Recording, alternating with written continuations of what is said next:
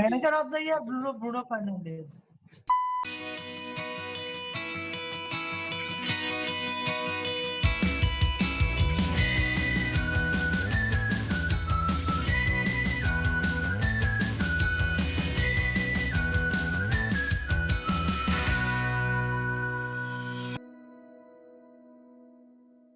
Hello everyone, welcome to council of nurse. টপিকটার title আমাদের discussion থেকে বুঝতেই পেরে গেছেন যে it will be about premier league শেষ হয়েছে এবং অনেকেরই প্রেডিকশন খুব ভুল হয়েছে আর একজনের খুব ভুল প্রেডিকশন ঠিক হয়নি, হয়েছে। একটু ভুল হয়েছে, যেটা হওয়ার কথা ছিল না যদি না টিমগুলো এরকম লাস্টের দিকে ধেড়াতে আরম্ভ করতো আর একটা টিমের ভার পেনাল্টি এইসব নিয়ে একটু বেশি পয়েন্ট পেয়ে গেল।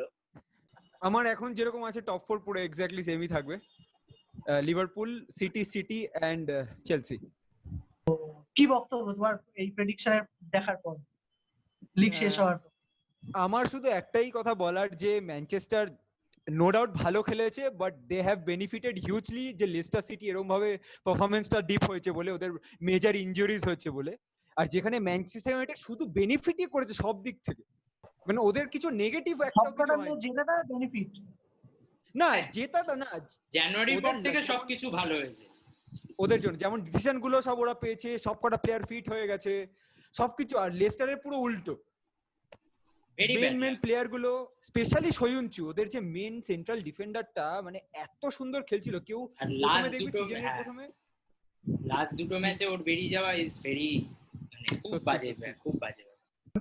রাজদীপের প্রেডিকশন আমার হচ্ছে first Liverpool, second Manchester city, third Chelsea, fourth Leicester city, fifth United.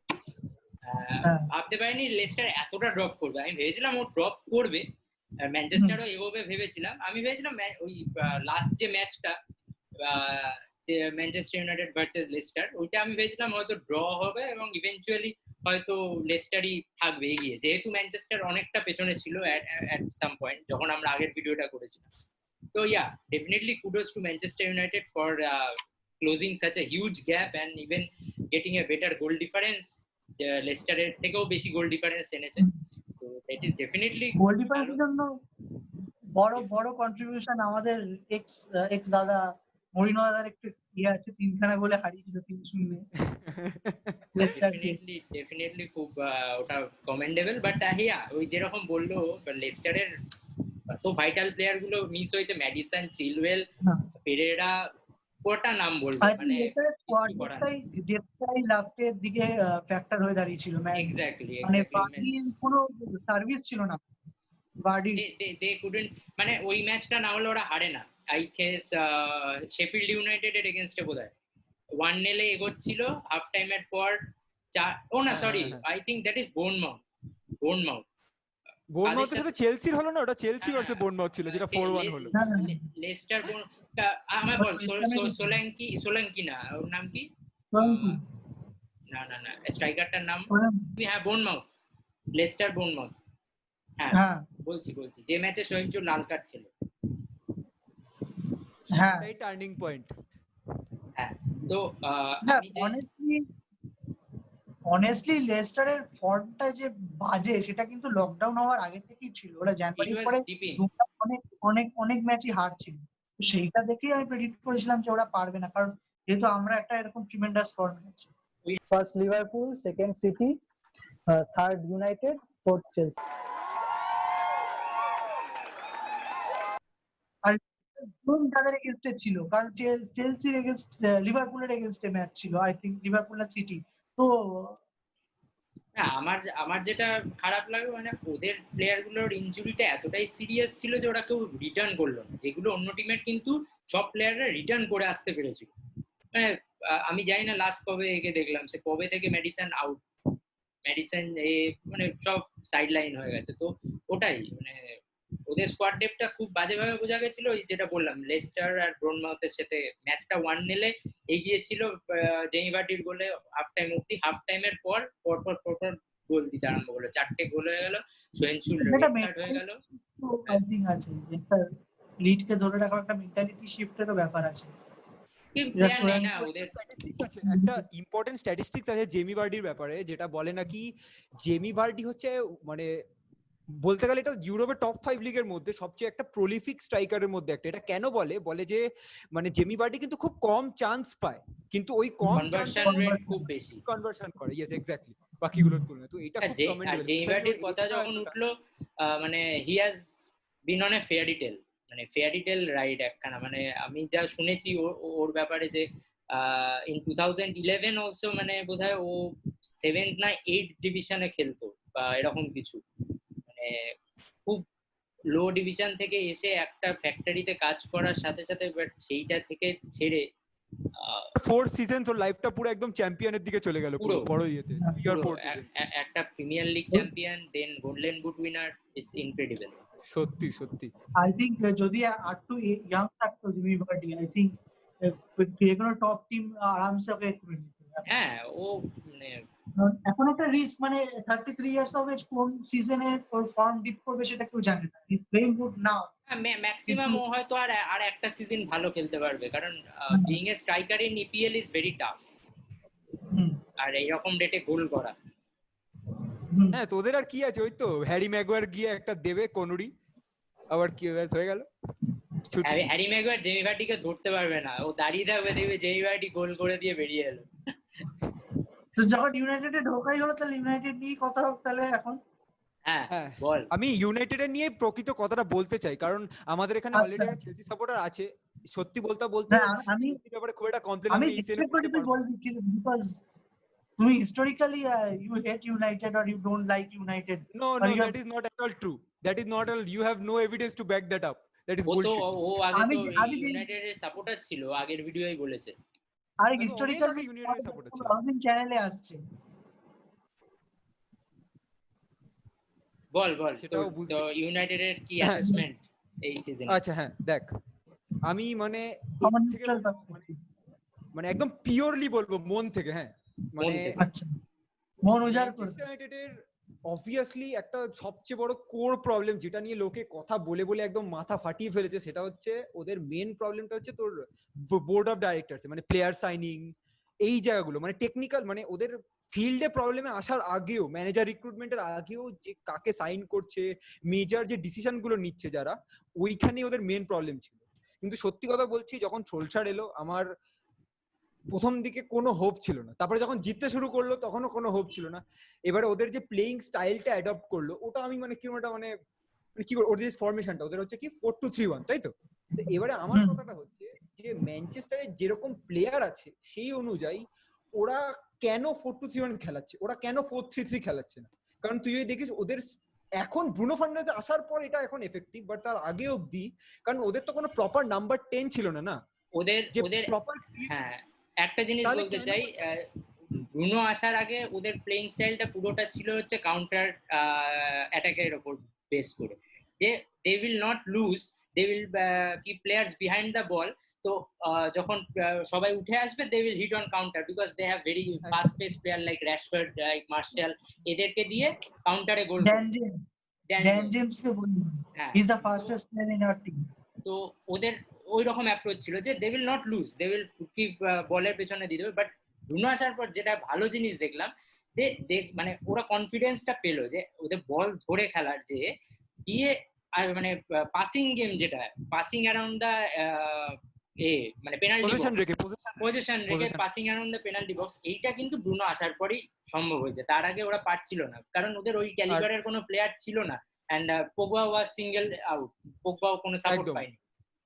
আর তার মধ্যে ওর এই আর্গুমেন্টটাকে সাপোর্ট করার জন্য একটা জিনিস দেখবি, এটা সব এটা স্ট্যাটিস্টিক্যালি প্রুভেন, যে ম্যানচেস্টার ইউনাইটেড কিন্তু বড় বড় টিমদের হারাচ্ছিল, কিন্তু যারা লোয়ার লিগ টিম তাদেরকে পারছিল না হারাতে। কারণ ওটাই রিজন, কারণ ওরা কাউন্টার অ্যাটাক খেলে না। তো একটা টিম যদি বেশি অ্যাটাক না করে, তাকে কাউন্টার অ্যাটাক করবে কি করে? একটা টিম যদি পার্ক দা পাস করে দেয়, তাহলে তো কাউন্টার করতে পারবে না।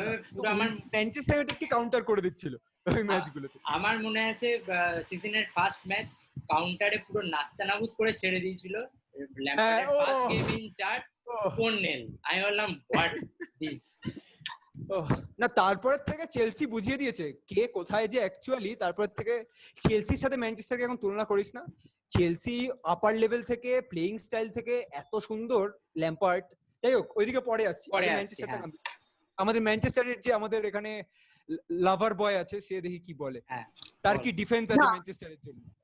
না, তুই যেগুলো বলিস সেটাতে কোনো ডিফারেন্স নেই, এগুলো সত্যি কথা। লাইক যেটা তুই ফার্স্ট অফ অল বোর্ডের কথা বললি, অবভিয়াসলি আমাদের বোর্ডের জন্য যদি মানে আমাদের প্লেয়ার্স বা কি বলবো ফিল্ডে যেসব প্রবলেম সেগুলো আসে ওপর থেকে। যদি সেরকম সাপোর্টটা না পায় একটা বোর্ড থেকে, সেরকম ট্রাস্ট না পায়, সেরকম ব্যাক দ্য ম্যানেজার যদি না করে। কিন্তু আই থিঙ্ক সিজনের শুরু থেকে আমি বলবো যে সলশারকে ব্যাক করেছে আমাদের coach, because I think Harry Maguire সে পারফরমেন্স যাই করুক, is the England number one centre back, তাকে কেনা হয়েছে to back to solve the defensive issue. আমাদের ট্রেন্ট আলেকজান্ডার আর্নল্ডের পরে আমি বলবো second best centre right back in the league is Aaron Wan Bissaka, তাকেও কেনা হয়েছে। কোনো সন্দেহ নেই তাতে, কোনো সন্দেহ নেই। ও হচ্ছে তোদের বেস্ট প্লেয়ার আমার মতে, ব্রুনো ফার্নান্ডেজ আসার আগে অবধি। তারপরেও ছিল, বাট ব্রুনো ফার্নান্ডেজ একটা হেভি ইম্প্যাক্ট। তাই তো হ্যাঁ, তো আমি বলবো এবার সরকারকে তোর ব্যাক করা হয়েছে, এবং I think Dan James was like স্কাউটের একটা signing, the good prospect, and he was a gem. আমি বলবো সিজনটা জেমস কিন্তু আমার মনে হয় লাস্টের দিকে ফর্ম একদম ডিপ করে না, গেছে। আমি সেটাই না বলছি, না না, সিজনটা ভালো ড্যারেন স্টার্ট জেমসের থেকে করেছিল। মেসন গ্রিনউডকে নামটা বেশি আনা উচিত এখানে। আমরা মেসন গ্রিনউডকে একবার মেনশন করছি না। তো আই থিঙ্ক সেটা তোর রোলস্টার ভালো ইউজ করেছিল, কিন্তু ফার্স্টের দিকে যেটা বললো কাউন্টার অ্যাটাকে প্রচন্ড খেলছিল, বিকজ ওই অ্যাটাকিং থ্রেটটা ছিল না, ক্রিয়েট করবে একটা। আমাদের ফার্স্টের ফ্রন্ট থ্রি পুরো ডিপ্রাইভড ছিল অফ এনি সার্ভিস যদি কাউন্টার অ্যাটাক না হতো। তো তাই জন্য সেইভাবে স্ট্র্যাটেজিটা চেঞ্জ করেছিল সোলশার, বিকজ কাউন্টার অ্যাটাক ছাড়া আমাদের এখানে অপশন ছিল না, স্পেশালি যখন পোগবা ইনজিওর্ড হয়ে গেছিল মোর দেন হাফ দ্য সিজন। আর তো সেই জন্য আই থিঙ্ক তখন ভালো ভালো প্লেয়াররা খুব সুন্দর এসে গেছিল আমাদের হেল্প করার জন্য। আই থিঙ্ক সেই সময় স্কট ম্যাকটমিনি এন্ড ফ্রেড ভালো দুর্দান্ত সার্ভিস দিয়েছে, এবং এখন লোকে ভুলে গেছে, কারণ এই হ্যাঁ, ফ্রেড লকডাউনের পর ওয়াজ ভেরি গুড। আমি মানে ভাবতে পারিনি ফ্রেড অত ভালো খেলবে। ফ্রেড ফ্রেড তো ওয়াজ ওকে তো ভালো, তাও রিপ্লেস করে দিল না, ম্যাটিচ আর ম্যাকটমানে তো আরো বেশি খেলতে শুরু করলো, স্পেশালি হ্যাঁ, সেই লকডাউনের সময় পরের ম্যাটিস থেকে। ভালো খেলছিল না, সেই সময় হ্যাঁ, ম্যাটিস খেলছিল।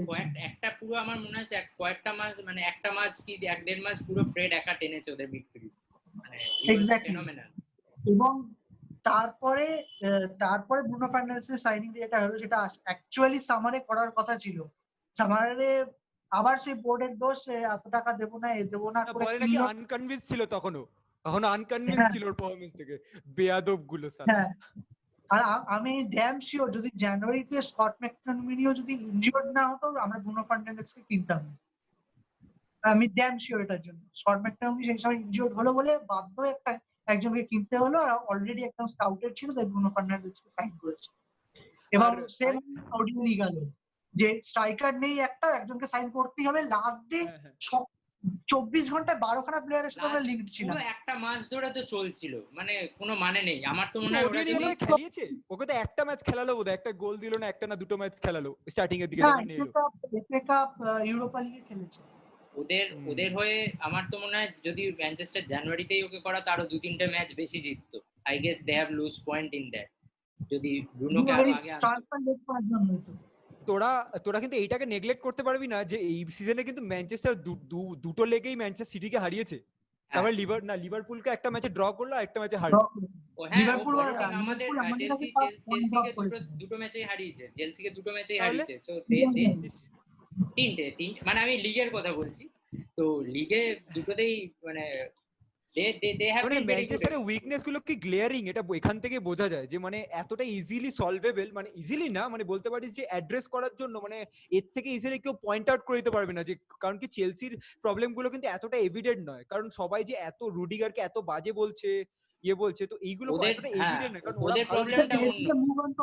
চেলসি দিয়ে মুভ অন করার আগে একটা প্লেয়ার অবভিয়াসলি বলতে হবে, মেসন গ্রিনউড। এই সিজনের আজকের দিকে আমার নিজেরই খুব ভালো লাগলো প্লেয়ারটাকে, দারুণ। উইক ফুট কোনটা আমরা জানি না, লেফট ফুট না রাইট ফুট, যেখানে বল এলো শুট। হ্যাঁ, মানে ball control, I love is ball control, মানে বলটাকে নিয়েও যেতে পারে। এক্স্যাক্টলি। আমি লাস্ট এক দুটো ম্যাচ আগে একটা, আমি মনে নেই কার এগেইনস্টে, মানে এত সুন্দর ছোট্ট একখানা করলো, ড্রিবল করেই শুট করলো, আমি ভুলে গেলাম কোন টিম, মানে লাস্ট একটা দুটো গেমের আগে। অ্যাস্টন ভিলার এগেইনস্টে গোল করেছিল, ব্রাইটন এগেইনস্টে গোল করেছিল। হ্যাঁ, মনে নেই, মনে হয় অ্যাস্টন ভিলাই হবে। আর একটা জিনিস আমি খুব ফুটেডনেস এর এটা জানিস তো, যে টু ফুটেডনেস এর ফায়দাটা কি হচ্ছে ওর জন্য, মানে বলছে যে ও দুটো গোল না, আই থিংক দুটো গোল করেছে স্ট্রং ফুটে আর 5টা গোল করেছে, না সরি হ্যাঁ দুটো গোল করেছে স্ট্রং ফুটে আর 5টা গোল করেছে উইক ফুটে। ডিফেন্ডাররা বুঝতে পারছে না কোন দিকে ক্লোজ করবে ওকে। হ্যাঁ স্ট্রং কি করে আমরা বুঝছি যে ও স্ট্রং ফুটে দুটো গোল করেছে, কারণ ও বেশিরভাগ পাস দেয় ইয়ে দেয় ওর স্ট্রং ফুটে, আর সেই পাতেই ও দুটো গোল করেছে, শুধু সেই পাতেই ও বেশি শট নেয়নি, বেশি শট নিয়েছে আরেকটা ফুট।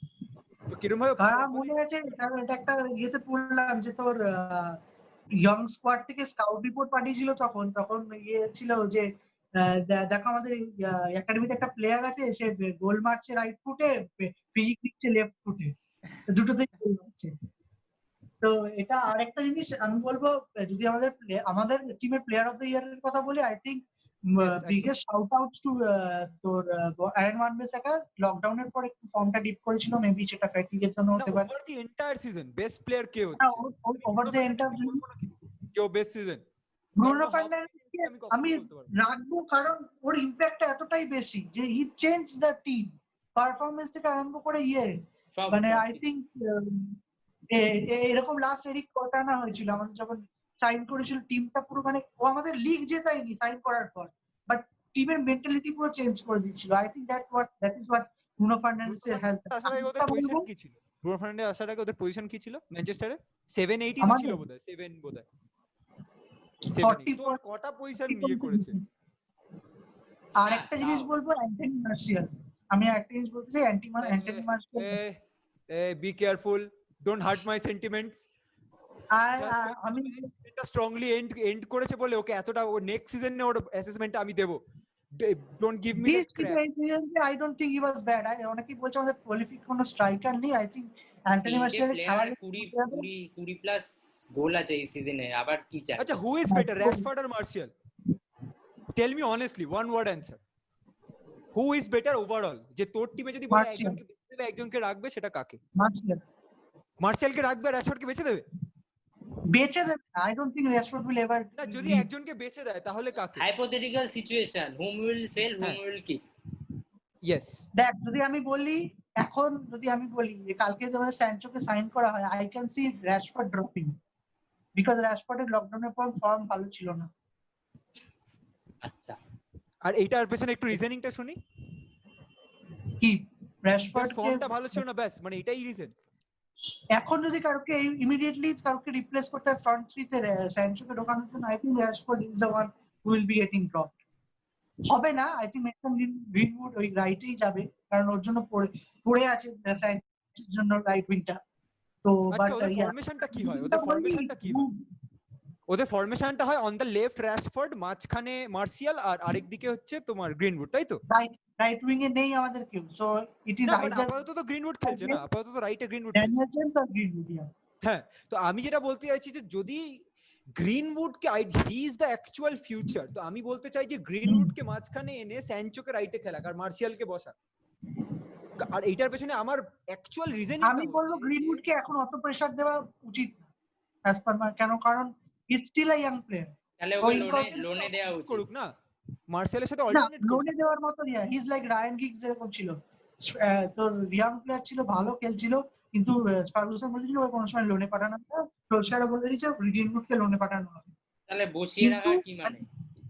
না, ওকেই ফার্স্ট টিম দেওয়া উচিত, এমবাপের মতো, কিলিয়ান এমবাপের মতো ফার্স্ট টিম দেওয়া উচিত অ্যাকশন, ও তাহলে উঠবে আরো ভালো অবভিয়াসলি। কিন্তু মানে একদম মানে আই থিঙ্ক একটা আমাদের যে রোটেটিং ব্যাপারটা আছে ফ্রন্ট থ্রি এর মধ্যে, যে সব আমাদের ফ্রন্ট থ্রি যে কজন আছে সে কজনই সব পজিশন খেলতে পারে।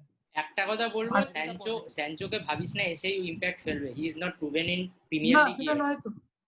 ওই জন্য গ্রিনউড ইজ প্রুভেন অলরেডি, একটা সিজন ভালো খেলছে দেখা গেছে। তো আই থিঙ্ক ওকে রাখাটাই বেটার অপশন এখন।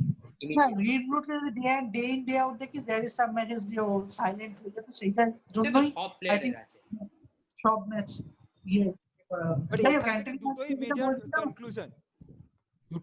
কনক্লুশন। যদি স্যানচো আসে তাহলে স্যানচো খেলবেই, স্যানচো খেলবেই, যে পয়সা নিয়ে ওকে খেলাবে খেলবেই ও, কারণ 120 মিলিয়ন দিয়ে যদি কেনে তাকে বেঞ্চে বসাবে না।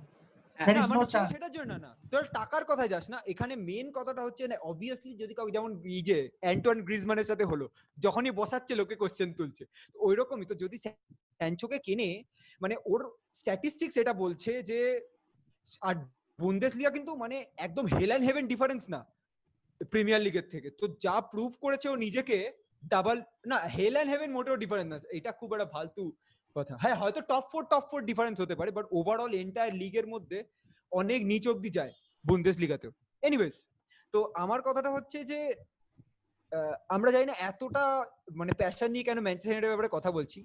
অত্যন্ত আমি ডিসলাইক করি ম্যানচেস্টার ইউনাইটেডকে, এখনো ওরা আমাকে ভুল প্রুফ করেনি আমার যে অ্যাজাম্পশন গুলো ছিল ওদের ব্যাপারে। তো ওর জন্য আমি বলবো, রিকোয়েস্ট করব আমাদের ফেলো নার্ডসকে যে আমরা নেক্সট টিমের কাছে যাওয়া যাক, অ্যাকচুয়াল এক্সাইটিং টিম যারা, তাদেরতে যাওয়া যাবে, আচ্ছা, যাদেরকে দেখে প্রকৃত ভালো লেগেছে। না আমি I will give Chelsea the props, কারণ চেলসি মানে কনসিস্টেন্সি, মানে ফোর্থ পজিশনে আছে, মানে ওটা একটা ছিল Good অনেক consistency. প্রচুর দিন কনসিস্টেন্সি ছিল। বাট যাই হোক, আমি আশা মডার্ন ডে করছিলাম আর্সেনাল এটা লাস্টের দিকে থার্ডে গিয়েও আর রাখতে পারলো না। তো ওটার জন্য আমি বলবো আমাদের ডিফেন্সিভ যে প্রবলেম গুলো প্রথম সিজনের শুরু থেকেই ছিল। তো আরে বাবা, তোদের কেপা আরিজে বালাগার মতো, যেমন ম্যানচেস্টারে ডেভিড ডি গিয়া, তোরা তো মানে একেবারে না, অ্যাকচুয়ালি ব্যাপারটা আমি কেপাকে পুরো দোষ দেব না, কারণ কেপা আগের সিজনে কিন্তু যথেষ্ট ভালো খেলেছিল। আগের সিজনে আমাদের যদি স্ট্যাটিস্টিক্স দেখা হয়, সারির আন্ডারে we were third best defensively in the league. তো সেখান থেকে এরকম ওয়ার্স্ট ইন টপ 10, তো আমার মনে হয় এই জায়গাটা ল্যাম্পার্ডকে আরো ইমপ্রুভ করতে হবে। এটা ল্যাম্পার্ডের আমি কিছুটা দোষ দেব, যত না হ্যাঁ অবশ্যই ডিফেন্ডারদের দোষ আছে। কেপা ইজ ভেরি আনকনভিন্সিং, কনফিডেন্স একদম জিরো হয়ে গেছে। বাট তাও আমি বলবো কি যে ল্যাম্পার্ডের এইটা দেখা উচিত, কারণ আমি একটা জায়গায় পড়লাম ডার্বি এই আগের বছরও ম্যানেজ করেছে, derby had the same problem. ওরা গোল প্রচুর করতো অ্যান্ড সেম অ্যামাউন্ট অফ মানে মজার ব্যাপার এটাই হচ্ছে এই সিজনে চেলসি যটা গোল খেয়েছে আর যটা গোল করেছে, derby had the exact same figures. জানি না কি করে হয়েছে, বাট এটা একটা কোইন্সিডেন্স। যাই হোক, বাট আমার মনে হয় he had to work in defensive organisation, যেটা আরো একটু ওয়ার্ক অন করা দরকার, স্পেশালি ফর সেট পিসের জন্য। মানে আমার সেট পিস দেখলে মনে হয় চেলসি গোল খাবে, মনে হয় পেনাল্টিটা আমার অত ভয় হয় না যত না সেট পিসে হয়। না আমার একটা জিনিস বলা যে চেলসি যে সিচুয়েশন এখন, যে মানে যে প্লেয়ার কেনার পর আরো বেশি সিচুয়েশন, যেটা লিভারপুলের ক্লপ আসার প্রথম সেকেন্ড সিজন, মানে ক্লপ যেদিন সাইন করলো তারপরে ফুল সিজন এটা ফার্স্ট ক্লপে ছিল, সেম সিচুয়েশন ছিল, মানে প্রচুর গোল দিত কিন্তু ডিফেন্সিভে এত গোল দিত ওই ম্যাচগুলো জিততো। ট্রান্সফর্ম করেছে লিভারপুলের সাথে, ওই লেভেলটাকে ল্যাম্পার্ডের জন্য ম্যাচ করাটা একটা আনরিয়ালিস্টিক ব্যাপার, কারণ হ্যাঁ বাট একটা জিনিস দেখতে হবে যে Klopp had 4 years before this Liverpool.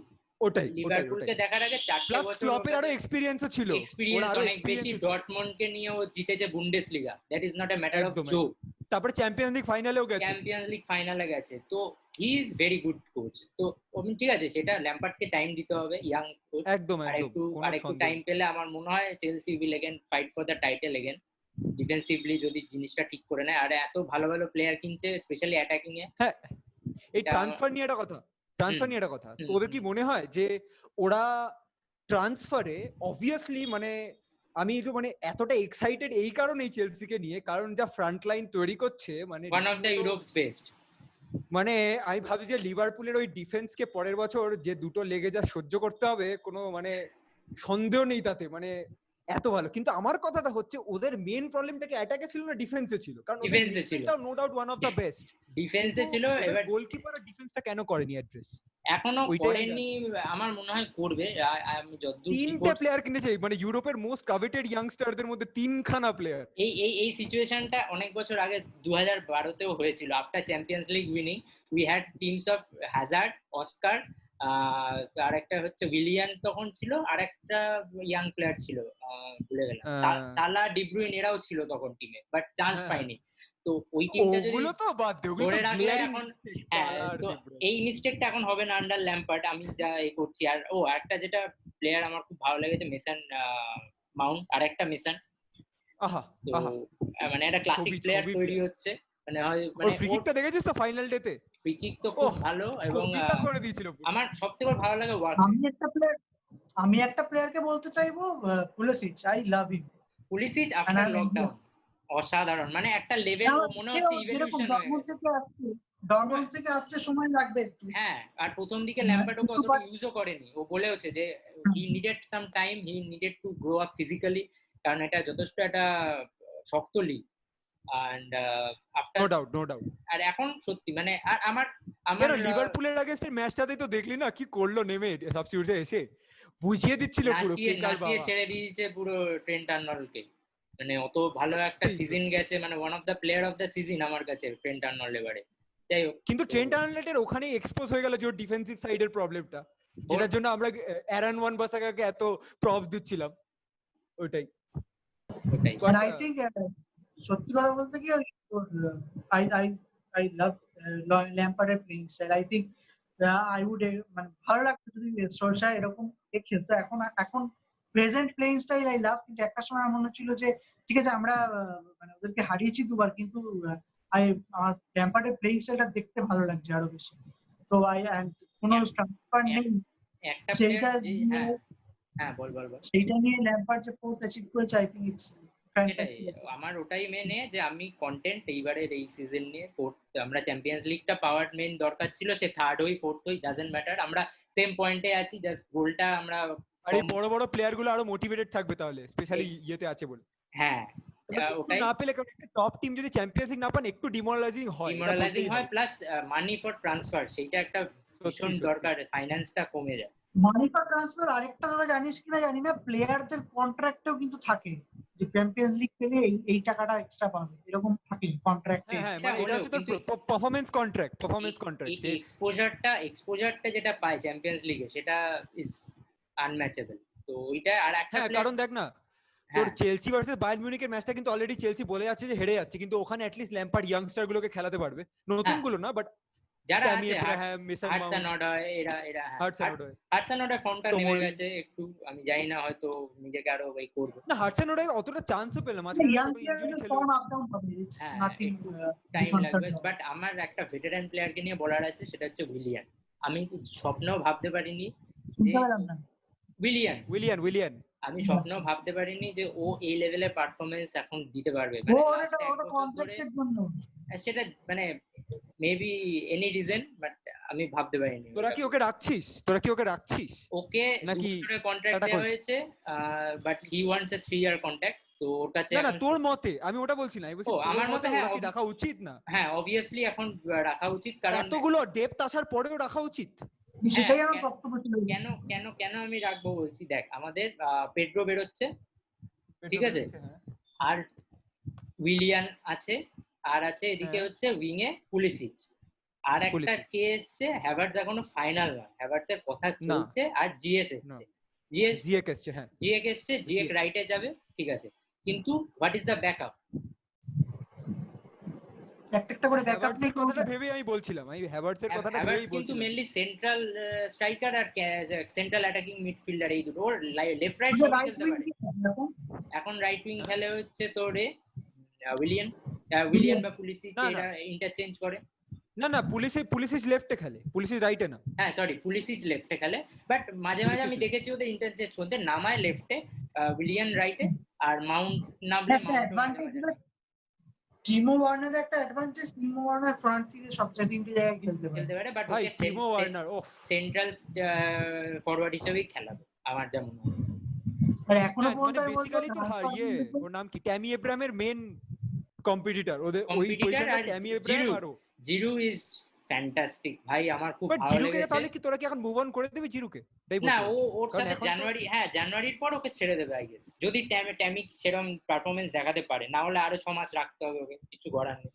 কারণ আমি যা দেখেছি, Giroud is a perfect target man, ওকে তুমি বল তুলে দাও, মাথা ছুঁয়ে দেবে, ও বডি দিয়ে ধরে রাখবে, মানে হি ইজ এ পারফেক্ট, মানে ওর থেকে ট্যামির প্রচুর কিছু শেখার আছে, কারণ ট্যামির প্লেইং স্টাইলটা অনেকটা ওর মতোই, হয়তো স্পিড অনেক বেশি, ওর জন্য উইঙ্গার্সরা অনেক বেশি এক্সপোজার পায়, উইঙ্গার্স গুলো ওর জন্য নিয়ে তো চলে যায়, ও তো প্লেয়ার নিয়ে সরে যায় জায়গাটা, আর সেটা তো ফ্রান্সেও এটার বেনিফিটটা দেখা গেছে, অনেকে বলছে যে ফ্রন্ট লাইনে এত ভালো কাজ করেছে, পুরো ওয়ার্ল্ড কাপে ওই কাজটাই করে গেছে, প্রত্যেকটা ম্যাচ এমনি খেলেছে নাকি, ও গোল পায়নি, সবাই বলে ও একটা বাজে striker, but that is the reason. আরে এটাই তো বেনজিমা, জিরুড এরাই তো ফ্যাসিলিটেটিং স্ট্রাইকার, এদের জন্যই বাকিরা সুপারস্টার হচ্ছে। এক্স্যাক্টলি। এনিওয়েজ And আমার I দুটো think এটা কোশ্চেন তো আছে। ফার্মিনো লিভারপুলের ফার্মিনো খুব ভালো সার্ভিস দেয়, নিজে গোল করে না বাট সবাইকে সার্ভিস দেয়। কিন্তু ফার্মিনোকে কিন্তু খুব মিম আসছিল রিসেন্টলি যে এত বছর পরে, মানে সরি পুরো সিজনের পর অ্যানফিল্ড একটা গোল করেছে এই ফাইনাল ম্যাচ ডেতে এসে। হ্যাঁ তোর কি এনিওয়েজ কোশ্চেন? হ্যাঁ আমার দুটো কোশ্চেন আছে। হ্যাঁ এইটাকে একদম ভেবে অ্যাড্রেস করবি। ফার্স্ট কোশ্চেনটা হচ্ছে যে তোর কি মনে হয় যে স্কোয়াড, মানে একটা এন্টায়ার স্কোয়াড অনুযায়ী who is in a better position at the moment, Chelsea or Manchester United as a squad? Word বলবো মানে যেখানে ভাব ম্যাচ টার্নিং, মানে যারা বেঞ্চ থেকে নেমে এসে ম্যাচ টার্ন করতে পারে সেরকম। এদিক থেকে চেলসি এগিয়ে আছে আমার মনে হয়, with bench strength. Bench strength, হ্যাঁ আই গেস ইউনাইটেডের বেঞ্চ বলে কিছু নেই। মানে প্রুভেন নয়, হয়তো প্লেয়াররা আছে যারা ম্যাচ ঘুরিয়ে দেবে but they are not proven এখনো। Proven, exactly. তো আমি এটাই আগের দিন ভাবছিলাম যে কিভাবে ম্যানচেস্টার নেক্সট সিজন ওরা কিভাবে এক্সপেক্ট করছে, আনলেস কিছু ভালো ভালো সাইনিং করছে, যে চেলসি বা টপ 4 ওরা থাকছে নেক্সট সিজন, কিভাবে ওরা থাকে? কারণ ওদের যদি রোটেশন না করাতে পারে এত। হ্যাঁ আমার কাছে চেলসির বেস্ট প্লেয়ার যদি বলিস, out and out best player আমি ওরকম ভাবে পাইনি এবারে। এক একটা ফেজে এক একজনের ভালো গেছে। কনসিস্টেন্টলি যদি বলিস মেবি কাকে বলবো, মেসন মাউন্টকে আমার খুব ভালো লেগেছে, কনসিস্টেন্টলি মোটামুটি একটা লেভেল রেখে গেছে। আফটার লকডাউন যদি বলিস অবভিয়াসলি আমি জিরুডের নাম বলবো, Giroud is very good. R Pulisic, এই দুজন আমার কাছে খুব ভালো খেলেছে। অ্যান্ড পুলিসিচকেই আমি পুরোটা এতে বলতে পারি, কারণ খুব এক্সাইটিং লেগেছে অ্যাট টাইমস। একটা হ্যাটট্রিক পেয়েছে, যে কটা ম্যাচ খেলেছে তাতেই গোল অ্যাসিস্ট করে যেভাবে সাহায্য করেছে। আমার কাছে ওই আইদার বিটুইন পুলিসিচ আর মেসন মাউন্ট, এই দুজনের একজন। I can't decide one. আমার হ্যাঁ বল থার্ড আর ফোর্থ নিয়ে প্রথমে ডিসকাশন করলাম। ফার্স্টে আমি একটু বলতে চাই লিভারপুল, কংগ্রাচুলেশনস। আমি তো আগে থেকে এটা অ্যান্টিসিপেটেড ছিল যে লিভারপুল এবারে লিগ জিতবে। কিছু করার ফর্মটা দিয়ে আমি বড্ড রেগে গেছিলাম, লাইক ধুমধাম এমন হেরে যাচ্ছে, they are jeopardizing our top 4 race. But Indian thank you কি ইয়ে চেলসি হেল্প করলো, বাট চেলসি হেল্প করলো টু উইন। আর ওটা রিপে করলো না, 4-3 না 5-3 ছিল, যেটা 5-3 that was one of the most entertaining match I have watched in this season. নামার পর ব্যাপারটা যখন 4-3 হয়ে গেল, মানে আমি তো ভাবছি কখন 4-4 হয়, মানে হয়েও যেত হয়তো। ঠিক আছে, আরেক লিভারপুলের সিটির এগেইনস্টে ম্যাচটা, তারপরে সিটি আমার হ্যাঁ যাই হোক ওটা। বাট এই দুটো কত নেগেটিভ, লিভারপুল চ্যাম্পিয়ন্স কিন্তু অত নেগেটিভ নিয়ে কথা বলে না। ম্যানচেস্টার বায়াসড হয়ে যায় পুরো ব্যাপারটা, লোকেদের অ্যালিগেশনটা মাথায় রাখবো না। But congratulation Liverpool. I think ওরা একটা মিডফিল্ডটাকে আরো স্ট্রং করার চেষ্টা করছে টিয়াগোর সাথে link, and I think that will prove to be a valuable addition for chasing the top. আমার যেটা লাগছে মানে সিটি কিন্তু ওদের বেঞ্চ স্ট্রেংথ তো অলরেডি ছিলই, যদিও ডেভিড সিলভা বেরিয়ে যাচ্ছে, but they are already making good signings already. একে ফেরান সিটি হ্যাঁ, লিভারপুলের থেকেও আমার মনে হয় সিটির বেঞ্চ এবং সিটির লাইন আপ আরো স্ট্রং হচ্ছে এই সিজন। কারণ already City I think they need a centre back like you guys. They need a good center back pairing with Laporte, or maybe replacing Laporte because Laporte gets injured of the season. ওরা already link হয়েছে কয়েকজনের সাথে, but আমার মনে হচ্ছে ওরা বেশ busy transfer window কাটাবে এবং they will again go for the title. Because Pep will not tolerate এইরকম ল্যাপস। ওর যেরকম টিম হয়, মানে they had quite a decent season, মানে 83 না 80 points is not a joke in Premier League. But I would say they also had an inconsistent season. There was a drop. ওদের inconsistent ছিল, কারণ ওরা গোলের পর গোল দিয়ে গেছে, 5-0 4-0 কোনো ব্যাপার না, যখন যেরকম ইচ্ছা করেছে গোল মেরেছে। And arguably the best player in Premier League now plays for that team, Kevin De Bruyne. So কিছু মানে ওদের ওইসব দিকে কিছু নেই, বাট ওদের ডিফেন্সিভলি একটু ঠিক করলে মনে হয় আবার title. I think they will challenge again. Because title challenge আবার হবে আমার মনে হয়। No doubt. Because after all those parties, I don't think Chelsea or like they will challenge for the title next season. I don't But think they are obviously in a better position than United currently, without any transfer. to match their level, মানে আমার এখন মনে হয় main এখন আমাদের এটা হবে না, কারণ নেক্সট সিজন আমার যেমন ফাইট দিলেই হ্যাঁ ফাইটটা আসবে আমার মনে হয় নেক্সট সিজন টটেনহ্যাম ভালো আসবে, কারণ এই সিজনে টটেনহ্যাম আর্সেনাল যেরকম ধেরিয়েছে পরের সিজনে আমি আশা করছি না অতটা ধেরাবে, তো top much more tougher next season. I was asking Mikel Arteta's opinion কি, how do you think he's a good manager? ভালো করছে, মানে আমি চেঞ্জ দেখতে পাচ্ছি, মানে এই ঝুল টিম নিয়েও যেরকম সিটি লিভারপুলকে হারিয়েছে, আমার মনে হয় একটু কয়েকটা ট্রান্সফার যদি ও করাতে পারে যথেষ্ট ভালো টিম হবে। I think United এর পাস্টে যে অবস্থা ছিল সেই অবস্থাটা এখন আর্সেনাল বড় টিমের কাছে বড় টিমকে হারাচ্ছে, প্লাস ডেডউড অনেক পড়ে আছে, সেগুলোকে সেল করা বেশি উচিত। এক্স্যাক্টলি। আর টটেনহ্যামকে বুঝোদের মানে টটেনহ্যামের what they will do in next season, এই সিজন তো হয়ে গেল। টটেনহ্যামের কিন্তু একটা সত্যি কথা বলছি, মানে এই একদম লাস্ট কয়েকটা ম্যাচ যেটা আমি নোটিস করলাম যে হ্যারি কেন কিন্তু আবার একটা কামব্যাক করছে, এটা ওদের জন্য বিশাল নিউজ, কারণ মাঝখানে অনেক ডিপ সিজন যাচ্ছিল, এতটা ভালো ও যেরকম সেই যে হ্যারি কেনকে আমরা চিনি যে কোনো অ্যাঙ্গেল দিয়ে একটা কার্লার মেরে গোল করে দেয় হুটহাট করে, সেইটা এই যে লাস্ট আমার যেটা মনে হয় আই থিংক হ্যারি কেনের ইমপ্রুভমেন্ট হবে পরের সিজনে, কারণ মরিনো বলেছে পরের দিন স্টেডিয়ামে খেলাবে হ্যারি কেনকে পরের সিজনে। না যতই এইটা বেস্ট হবে। মরিনো সিজনকে আমি আন্ডার এস্টিমেট করবো না, কারণ ও যেখানেই গেছে সেকেন্ড সিজনে he was very difficult and very, মানে খুব ভয়ঙ্কর হয় ওর টিমগুলো আমি দেখেছি। অলরেডি একটা রিপোর্ট করছিলাম বোধহয় ইন্টারের ওই ডিফেন্ডারটা, আমি উচ্চারণটা করতে পারি না, স্ট্রিনিয়ার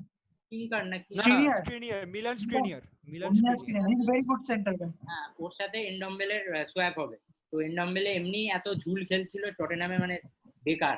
আই থিংক ও যথেষ্ট ভালো খেলেছিল আগে, কিন্তু ওকে মরিনোই বরঞ্চ ইয়ে করে দিয়েছে, ও যাদের বাজে ছিল না, বের করে দেয়, ও যাদের পোষায় তাদের নিয়েছে, বাট আমার মনে হয় রেজাল্ট দেবে পরের সিজনে, বেশ ভালোই টক্কর দেবে। ওইটাই হচ্ছে ব্যাপার, মরিনোর হচ্ছে রেজাল্ট কি হচ্ছে ওর ব্যাপার আলটিমেট, কারণ আমি যা দেখলাম ও আসার মানে লকডাউনের পর থেকে কিন্তু টটেনহ্যামের যদি দেখিস পয়েন্ট ট্যালি করলে ওরা বোধহয় ফোর্থ, তো প্রিটি ডিসেন্ট। এর পরের সেগমেন্টে যদি যাওয়া যায়, মানে who was the best player for you overall Premier League, এইখানে বোধহয় ইউনানিমাস কথা আসবে এইখানে, মানে কেভিন ডে ব্রয়নার এগেইনস্টে আই ডোন্ট থিংক কেউ কোনো দিতে পারবে, কিন্তু অ্যাওয়ার্ডটা কিন্তু কেভিন ডে ব্রয়না পায়নি, এটাই হচ্ছে মেইন ব্যাপার। অ্যাওয়ার্ড যেটা যে পাচ্ছে, আমি একটা লিভারপুল এখানে ফ্যান থাকলে I would love to hear their opinion, কারণ লাইক জর্ডান হেন্ডারসন মানে ও লিভারপুলেরও বেস্ট প্লেয়ার ছিল না, I think Mane should get it, যদি লিভারপুল থেকে আর মানে যদি বলিস, আমি as a young player Alexander আর্নল্ডকে আমার দুর্ধর্ষ লেগেছে, মানে হ্যাঁ, বাট কত লিভারপুলের যদি বেস্ট প্লেয়ার বলিস এই সিজনে, in my opinion Sadio Mane is the best player in Liverpool.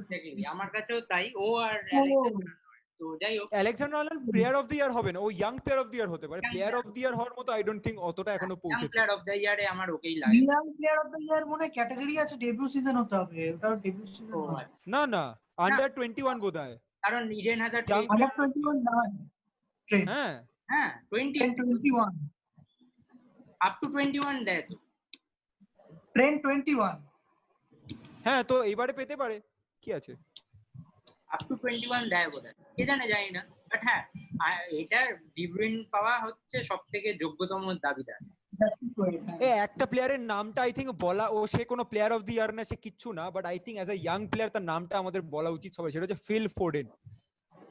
প্লেয়ারটা আমার এত এক্সাইটিং লাগে, কি সুন্দর বল রেখে, মানে যে খেলতে চায়, ভালো খেলার যে ইচ্ছাটা, ওইটা ওকে দেখলে বোঝা যায় সত্যি। I would love this City যদি আর কোনো মিডফিল্ডার সাইন না করে ফিল ফোডেনকে একটু পুশ করে, হ্যাঁ একদম তার জায়গায় আমার মনে হয় খেলাবে আরেকটু বেশি। হ্যাঁ, এই সিজনে যেটা ইংল্যান্ডের ফিউচার ফ্র্যাঙ্ক ল্যাম্পার্ড ওই হবে নেক্সট, বাট ফেরান টোরেস তো অলরেডি ওরা কিনে নিয়েছে, তো জানি না, ওটা তো আই থিংক সানের রিপ্লেসমেন্ট, হ্যাঁ এখন আগে প্লেয়ার অফ দ্য ইয়ার হয়ে গেল, সবার প্লেয়ার অফ দ্য ইয়ার, তুই কেডিবি বললি, সবাই কেডিবি বলছিস, আমি কেডিবি বলছি, আমরা যখন বেস্ট প্লেয়ারের ব্যাপারে কথা বললামই, তো তখন বেস্ট ম্যানেজারের ব্যাপারে তো কথা বলতেই হবে। তো কি মনে হয় তোদের বেস্ট ম্যানেজার ক্রাউনটা কে পাচ্ছে এবারে প্রিমিয়ার লিগে? প্রথমে আমার বলতে হবে যে গ্রেহাম পটার যখন ব্রাইটনের প্লেইং স্টাইল আমার খুবই ভালো লেগেছে। আই থিঙ্ক একটা বটম লিগের টিম, আই থিঙ্ক মানে ওর প্লেইং স্টাইল এবং যেভাবে মানে ওরকম বটম হাফের টিম পজিশন গেম খেলে না, বাট হি প্লেজ এন্ড যথেষ্ট ভালোভাবে খেলে এবং that's why I love his playing style. আর আরেকজনের শাউটাই বলবো ক্রিস ওয়াইল্ডারকে আমি, like without a doubt he is the manager of the year if he have manage to get a European spot, কিন্তু সেটা স্যাডলি পাইনি। তো সেটার জন্য আমি করবো না। আর ব্রেন্ডন রজার্স থেকে if would have stayed in top 4 I would have given in the manager of the year, but I think in my opinion আমি আমার বলতে খুবই খারাপ লাগছে, means I will get banter from other clubs of media as well,